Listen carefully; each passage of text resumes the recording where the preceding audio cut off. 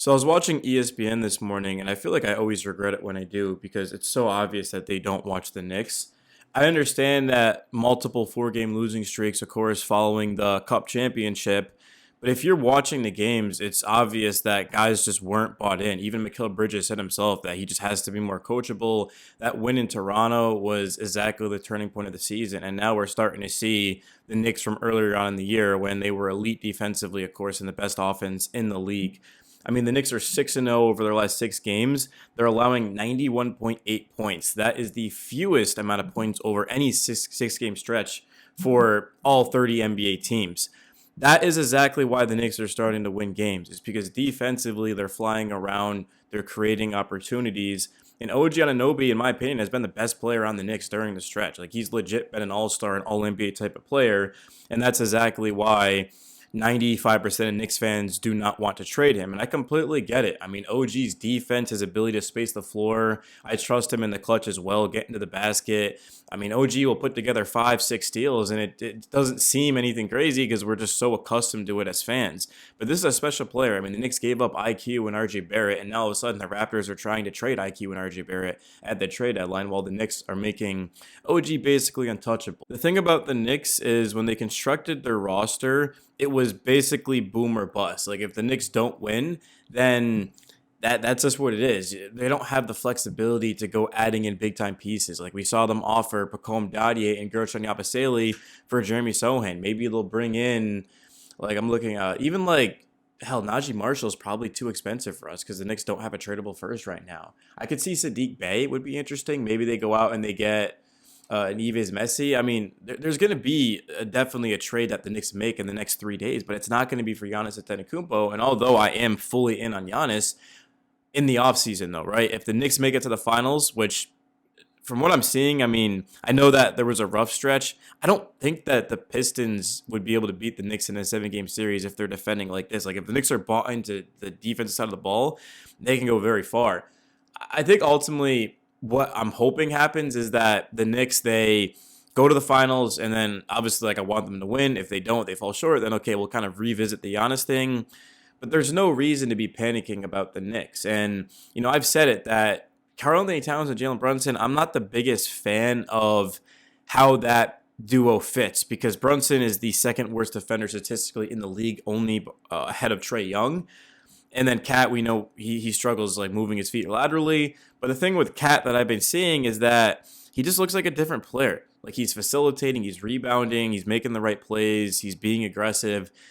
And you can tell he's not trying to do too much. And he's starting to buy more into his role. And then same thing with Mikhail. And then it's really been Brunson and OG that have been doing the scoring. Mikhail's kind of hot and cold. One night if he'll have 20, one night he'll have like 10 points.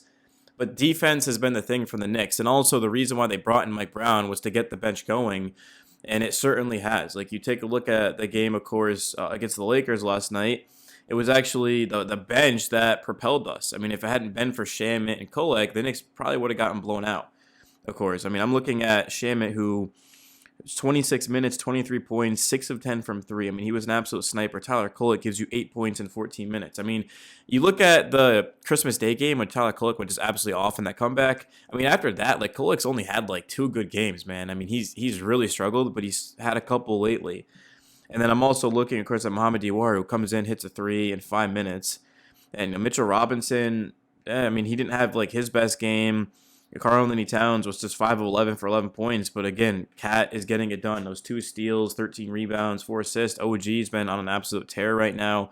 I want to see OG's numbers in his last 5 games, bro. Can I find that? I don't know how to track OG's numbers in his last 6. I mean, obviously, I took stats in college and I could calculate it that way, but I'm lazy. So we'll just do it this way. So OG, 25 points, 24 points, 26 points, 15, 23. I mean, the game before that, OG had 5 points. He had 9 points before that. So you can see he's really starting to get it going. And OG Anunoby, to me, is the most important player on the team. I would have said maybe Mitchell Robinson coming into the year, but I mean, it's OG.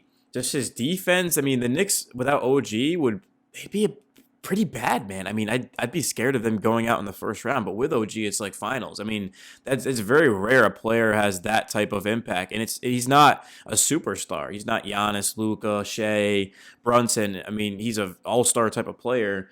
But that was one of the best trades in Knicks franchise history. You could argue that it might have been the best trade. I mean, I know that the Knicks are going to have to win a championship, but like, imagine if OG was fully healthy in that Game 7 against the Pacers. Like, how would have been different? But I'm looking at just the Knicks roster right now.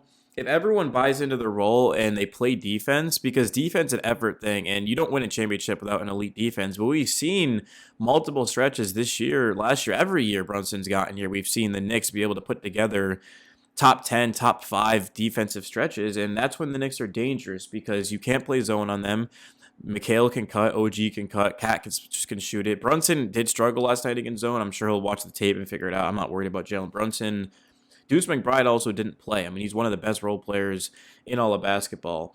So I feel like a lot of casuals, they're just looking at the Knicks and they're like, yeah, I mean, like, and I was listening to CBS yesterday and it literally pissed me off. Like, I don't understand how you can think that the Knicks cannot win it all when we're seeing the way they're playing right now. Now, I have said on record on my channel that I don't think the Knicks can beat the Thunder or the Nuggets, but the reason I said that is because I haven't seen the Knicks consistently enough bought into defense. But from somebody who's not missed a Knicks game in, dude, probably since I'm 27, I was probably 12 or 13 the last time I missed a Knicks game. I mean, I could confidently say that this Knicks team right now is better than the one that won the Cup. And it's probably better than any Knicks team last season. I'm not quite ready to say I think they could beat Denver. They could beat OKC because I do need to see a trade or two, and I need to see a little bit more. But if Karl Anthony Towns honestly can just kind of put his emotions aside and be like I understand Cat doesn't want to be shopped, but it's for Giannis, man. Like if Cat, and it feels like Cat is starting to really get it going. I can see the coaching staff on the sideline on TV when I'm watching it, kind of just high five him and let him know that, man, we appreciate you for being here. Cat also that Instagram post yesterday with the orange and blue emoji. So I feel amazing about the Knicks. A couple of days ago, I probably would have been leaning more towards like, I don't know, but I mean, this isn't a fluke. I mean, this is the Knick basketball we've been kind of dreaming of course, during these losing streaks. And we'll see if they can keep it up because I believe we have Washington, Denver, and Detroit and Boston. I mean, this week will tell us a lot about the Knicks. I wouldn't be shocked at all if the Knicks win every single game this week. And at that point, we're looking at a 10-game winning streak. And if that happens, I mean, that would be insane because I feel like a lot of people, including myself, kind of went from, oh, Giannis, save us to, no, we don't need Giannis. I mean, this team can absolutely win it all. And even if the Knicks do win the championship this year, doesn't mean that they're not going to get Giannis. Like, I mean, yeah, I'm kidding. That's cap. It definitely does. Because I feel like the main reason Giannis wants to come here is literally because he wants to bring a championship to New York to help his legacy. So, I mean, and I don't know why the Knicks would even do that. They just run it back with the same team. But this is going to be the best opportunity to do so. No Tatum, no Halliburton. The Pistons are very good, but they're not running away with the East. Like everyone kept saying, the Pistons are running away. They're not, man. Like the Pistons are definitely beatable. You take away the paint, and they look very, very average, right? I know the Pistons have a lot of talent, but we'll see Friday in Detroit. Right, I think it's in Detroit because the last time the Knicks played the Pistons in Detroit, I mean, it wasn't even competitive. It was a joke. So, but this is a much different Knicks team than that Knicks team, man. So, yeah, guys, appreciate y'all as always.